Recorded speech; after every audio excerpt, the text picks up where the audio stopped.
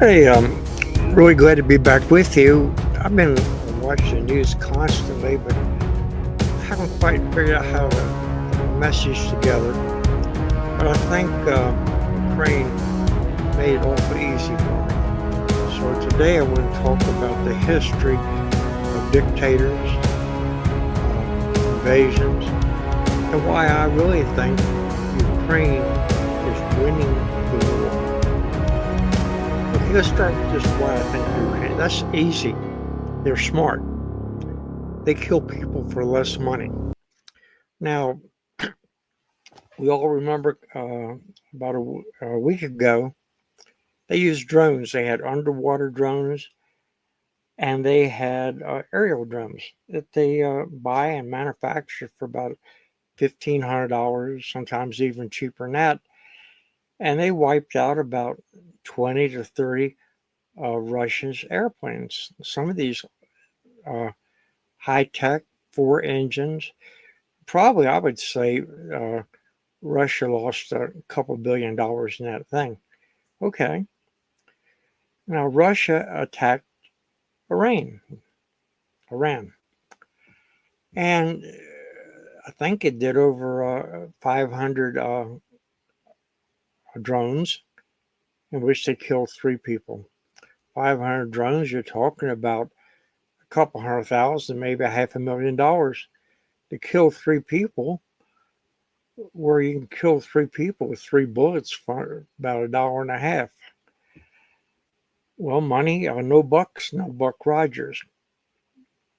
I don't think Ukraine can win an invasion type of war because you look at the history of Russia. Hitler tried it between the winter and the logistics of running a supply line.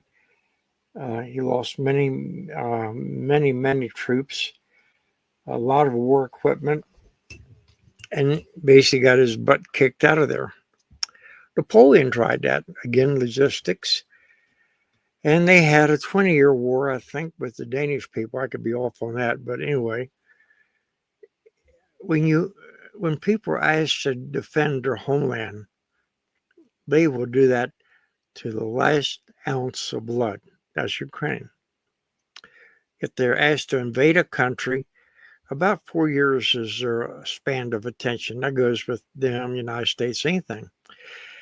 Now, Putin is trying to put a spin on this,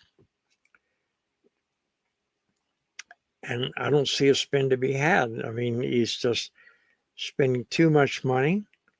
He's being outsmarted. And he won't be able to hide this from the Russian people. The news gets out. Uh, we have Ukrainians can probably jam his news stations and broadcast this, but even if you couldn't, people know when their children go away and they don't hear from them for 6 months, a year, they know something is wrong. We're at 350 million people, but during the Second World War, we were at 150. And I have friends that fought in that war, and they would tell me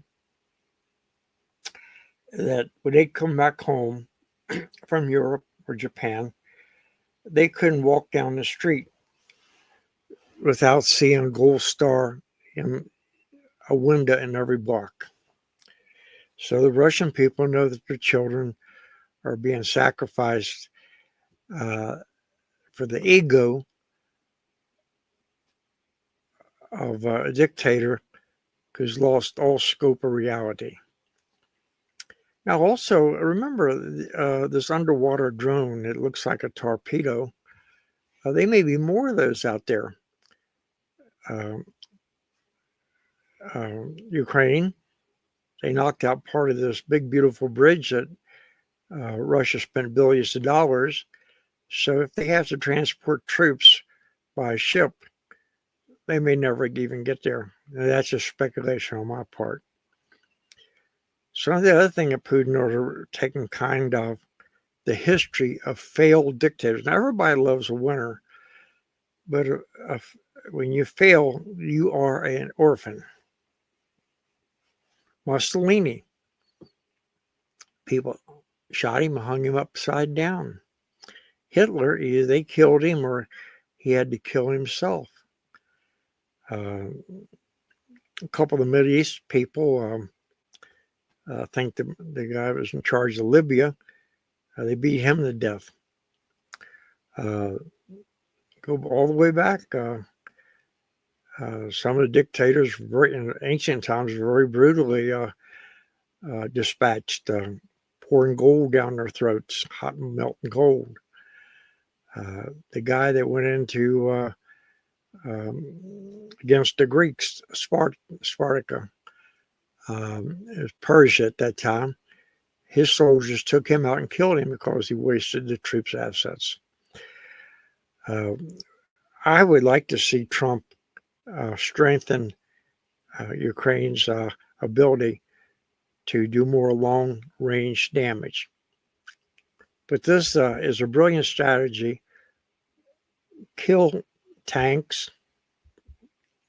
Can't kill them, disarming them. It's more important than killing civilians. I mean, case in history.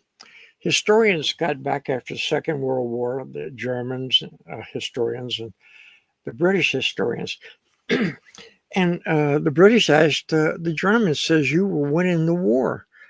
And what happened? Well, what they were talking about, Germany at a while was hitting targets like ball bearing factories, ammunition factories, anything that could produce war material. Then they quit and started doing civilians. That only hardens the people. They, you can only imagine if if a dictator is going to kill women and children before they even got their feet on your land, what are they going to be like if they win and they all of a sudden become your masters?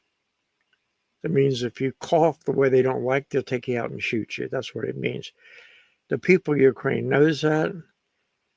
So I'm going to finish up. What do I think would be fair? Well, you certainly can't give back all the precious lives that were lost on both sides.